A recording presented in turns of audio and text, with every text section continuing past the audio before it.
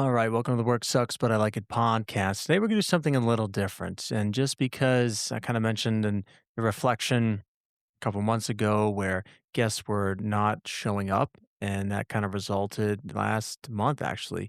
And we also had some post production issues as well. I'm not going to lie, still learning the Riverside platform. But, anyways, here we go today. So, I'm going to do a different spin. And I'm excited to share that, my third book, In a Rush to Go Nowhere, Finding Shavasana, that's sort of the working title for now. I had 12 beta readers this last month of April 2026. And, about half of them responded back, which was more than great. I was even excited that 12 people were interested in reading this particular book. So I want to kind of run through the book and sort of like, interview myself. And you've gotten sort of a flavor, right, for the way that I've been hosting the show. How do you define work, things like that. So let's apply that today and let's roll right in. So, how do you define work in terms of, I guess, this book, right? Now, sounds like a weird question, but basically, yoga to me is a great vehicle to learn about the mind body connection. And the fact that we live such sedentary lives, meaning we sit a lot, yoga is a reminder that we're meant to move whether you're walking or running or whatever other sport you're doing, I think that's great.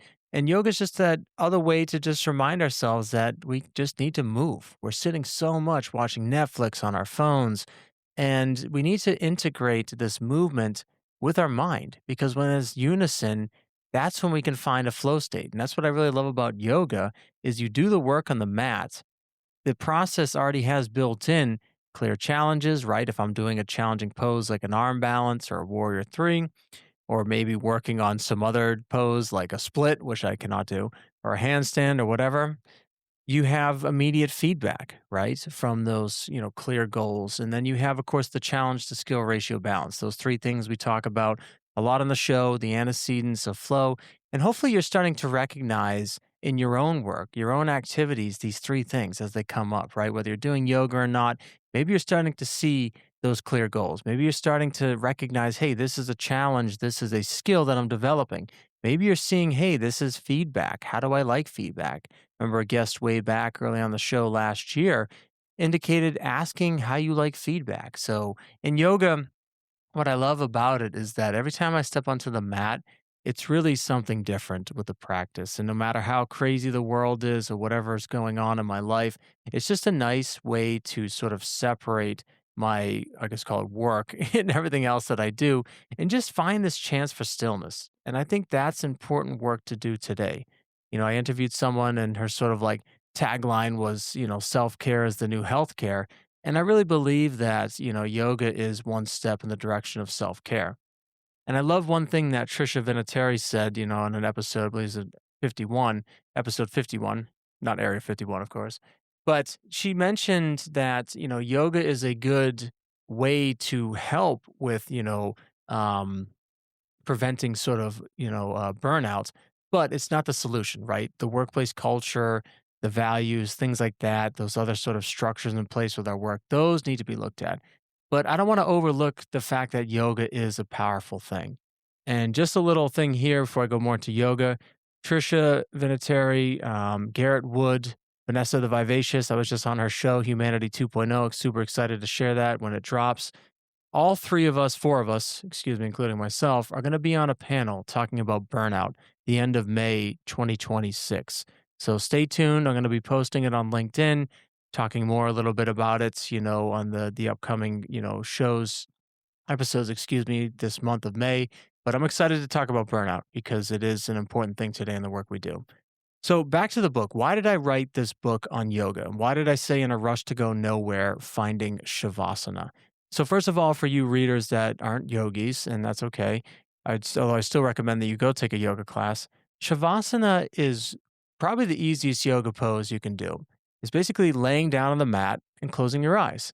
But the trick is, most people think that's falling asleep. Well, it's not. We're not trying to fall asleep. We're trying to go inward. We're trying to calm the fluctuations of the mind. And that's the goal of yoga. And there's this book called The Sutras of Patanjali. Most yoga teachers, yoga schools will more or less agree that this is the called quote unquote textbook of yoga. Now, what's interesting about this textbook, it's not really a textbook in the sense of like physics where I learned Newton's laws and, maybe other different things of electromechanical things, but it's really about a way of life. And so what's interesting over the years when this text was written, it sort of evolved, especially in the West, right, as this sort of like, let's buy a rubber mat and go practice yoga in a heated room with all these sort of random postures that we're doing. And, there's nothing wrong with that. But I think we're slipping towards this hustle culture in the yoga class of loud music, of fast paced movement. And to me, yoga has always been a reminder to slow down. So the book is in a rush to go nowhere, which we feel sometimes, right? We feel like we're going nowhere. All this hard work, maybe we're in the middle of our careers, whatever that means, working towards retirement. And sometimes it feels like we're going nowhere just because we're comparing ourselves, right, to other people. Oh, they made it to retirement, or this person's an entrepreneur and making so much money and living on a yacht and eating caviar and whatever we think wealthy people do with their money and time. And it's interesting that, like, on the podcast I've interviewed millionaires and people that just have what called just day jobs, looking at it from just the financial perspective. It's that money is just a thing. It's not it's what you make of it, right? And obviously what you make, I guess. But it's what you make of it with the money that you have, right? So I've interviewed again wealthy people and they're not like selling the life of like being on a yacht and all these things. So anyways, I kind of go on a tangent there about the whole, but I want to just say that like to me, the world is sort of like spinning chaotically, right? So yoga is an important thing. So this book that I wrote is basically a modern take on yoga in the West, and it's really about getting away from this fast pace. I need to check things off. I need to get my workout in. And believe me, I went through this phase of I wanted to track my calories and I had on my, watch that how many times I was doing yoga and it was telling me if I was fit or not. And now I just like going in with nothing. No phone, no watch, just practicing on my mat with a community. And that's what I love the most. And so, I talk about on the show, success is not a matter of good luck, it's good skill. And I think the skill on the yoga mat is so critical today. No matter what you do, that mind body connection, right? That matching of breath with movement to establish this mind body connection. Now, if you're a runner out there, I've run 12 marathons myself. If you like kind of playing sports, you feel that, right? It's built into the game. It's built into, whether you're running in a race or running in the woods or whatever. It's you have that runner's high, right? There's this connection that everything is one, right? And that's that flow state that we've always kind of talked about on the show. And in yoga, that skill, when you stick to the process, when you follow the breath through challenging postures, there comes a time when, as you can realize, when you build up that skill to the challenge in front of you with the respective feedback towards the goal, right? All the antecedents of flow here, you're going to get into flow. And yoga just has taught me so well. Every time I step on the mat, even to this day, that reminder of looking for the challenge, right? Looking for the opportunity. So here's an example, right? So say we're in a difficult pose, a warrior three. And if you don't know what that is, you'll probably have to Google it. It's basically one leg is on the ground, your arms are going out in front of you, the back leg is lifting up. So you look like kind of a T, right? And it's very hard, right? It's a very challenging pose. Gravity is the immediate feedback, right? It wants to pull your leg down, it wants to pull your torso down. You're doing the work to lift it up. That's the skill, right? So the goal is to get in this particular shape. The feedback is gravity. Of course, your mind wandering too, trying to stay balanced as well. And then, of course, the skill is to get the leg up. And then the challenge, of course, again, is fighting that gravity. So the skill that we're talking about then, once you've sort of realized kind of the map of the antecedents of flow in the yoga posture, is now the ability to use the breath within that sort of framework, right? So you've got all these things going in the posture. Now you're using the breath to say on an inhale, I like to say, okay, for inhale, look for the, opportunity, the energy, the tension, whatever in the body. And on the exhale, send the breath that way. So what you're doing is you're building an awareness, right, of what's going on in this relative posture through the inhale. And on the exhale, you're letting out sort of this controlled energy to find this sort of stable, metastable equilibrium here in this posture. And when you do that over and over again, right, and on your yoga mat, imagine how that compounds for you.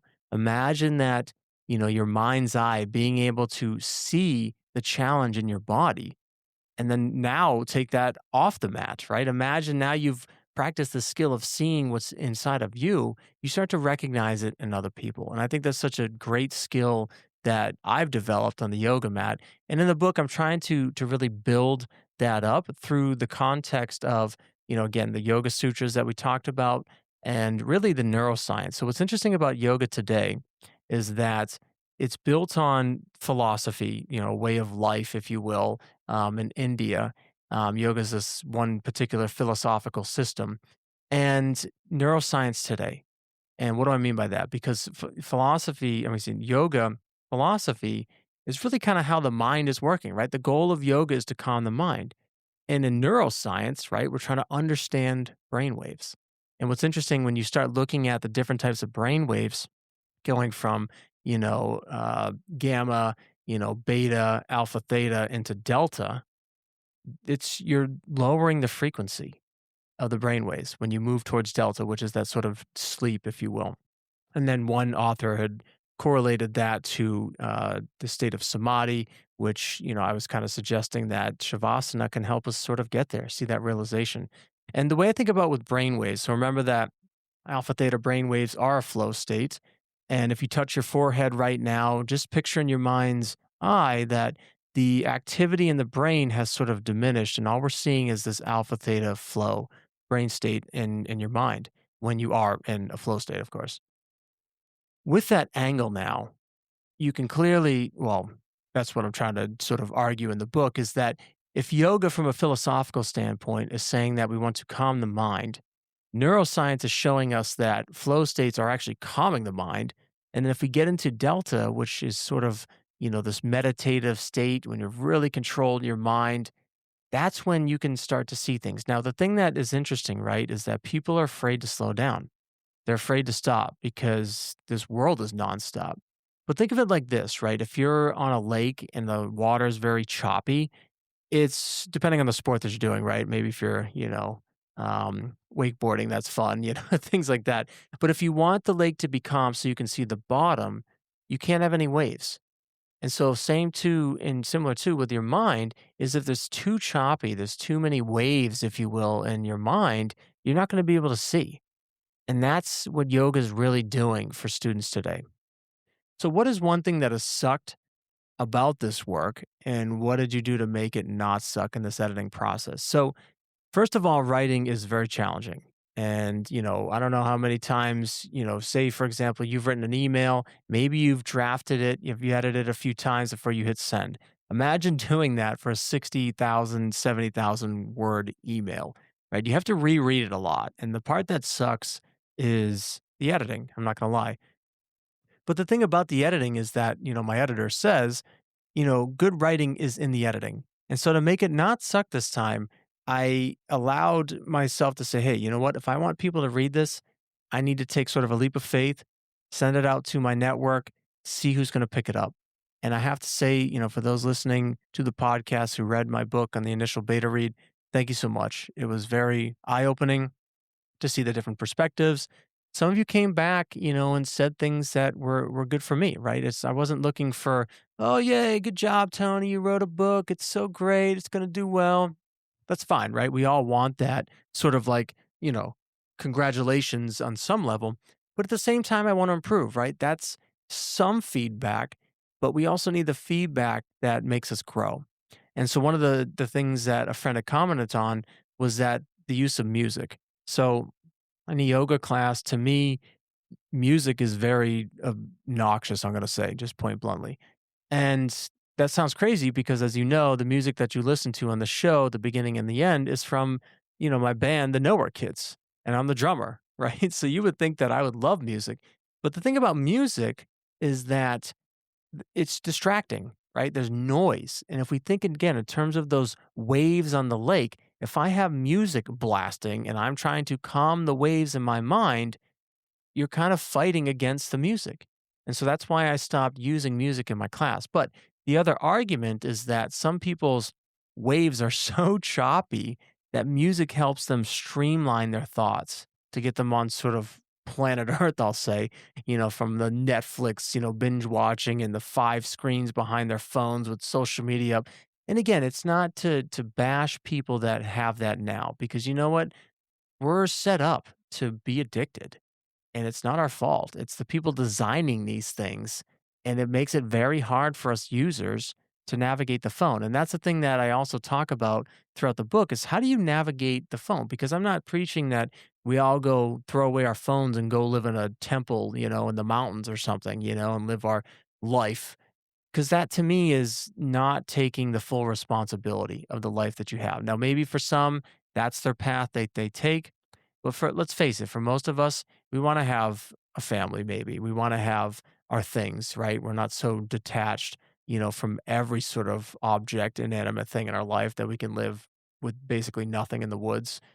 And I think like that is what the book is really speaking to is how do you navigate, the world of the phone today through the lens of yoga. And I know sort of complex, but as you can hear, when you've got an engineer, Lego building, working on his PhD, like talking on this podcast, I love integrating all these different things, right? Because one of the things that I love talking about of late is this concept of doing and being. And that's what I see a lot in the yoga practice today. Everybody can do yoga. Even though you think you can't because you can't touch your toes, it doesn't matter. That's all bull crap. And touching your toes doesn't mean shit, right? You go to class, really, to me, a true yogi is getting into a flow state. So if we're measuring, calming the mind by alpha theta brain waves, then anyone can do yoga, right? In that regard, it's not about putting your foot behind your head or doing a split or touching your toes on that level. Now, the postures certainly help, right? The postures definitely allow us to explore the mind because let's face it, it agitates it, right? That's the part that sucks, right? Trying to work on these postures that are challenging, but through the discipline of the practice, through even the community, right? That's what I love too, right? People are yearning for, friendship and connection today. And yoga is all of that, right? You can improve yourself on a personal level, you can make friends in a yoga community. And so, as I wrap up the edits and the suggestions, I'm really excited, to I guess start to ruffle some feathers here in the yoga kind of like world because it's becoming too also sort of commercialized, right? And I definitely have a section on cultural appropriation. Yoga was really, originated from India. So the argument is, okay, well, how much are we sort of taking from India, right? And sort of using it in the American sense. And, where's that fine line, right? Of appreciation of what, these people did, in terms of yoga and how do we use it in the United States. And that's another sort of path that I explore in a chapter in the book. But the takeaway, again, is this. I think, we talk about skills, on the podcast. And yes, I've talked about the skill of mind body connection, but the most important one that I just am going to keep coming back to, just like a broken record, just like Ed Howard said with, leadership with one breath, his book on that, it's that it is the breath, right? So no matter what work you do, I believe that when we can tap into the breath, when you can tap into the breath and be so mindful of your breathing throughout the shitty times of work, throughout the crazy thoughts that you're having, even the thought before you're ready to pick up your phone and be like, oh man, before I go in this deep, rabbit hole of, going down this Instagram scroll, which by the way, I've done too with Legos. I love looking up Lego profiles and seeing how I could improve my city. But, just catch yourself in that moment with the breath. And it's just training your brain. And it's very hard, believe me, because the phones have been made to be addictive. So imagine you're addicted to this phone, which most of us are, and breaking that addiction. And it's going to be tough. But like I said, kind of a weird filler here, sort of out of the blue, if you will, throwing this yoga sort of mix into the podcast. Next week, though, we're going to jump right back into interviews. I'm really excited to really share some exciting ones. I think this month of May 2026 is going to be really cool in terms of like the themes that arise. And we'll see you next time. Thank you.